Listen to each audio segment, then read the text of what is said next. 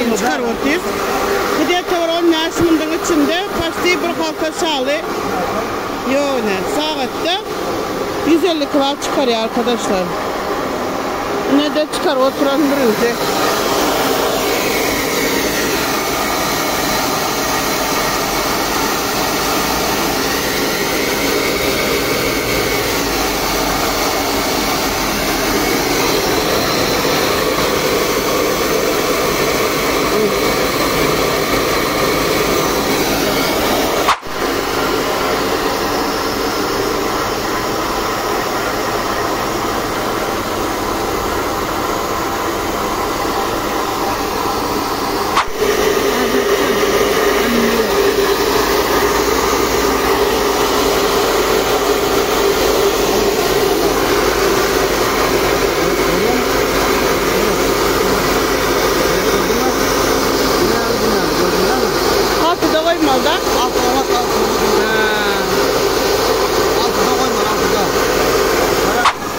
Ne beriyim arkadaşlar kapı ödemesin iyi mi çıkar ya şalinin pakalını çıkar ya ne kaptanlanam ne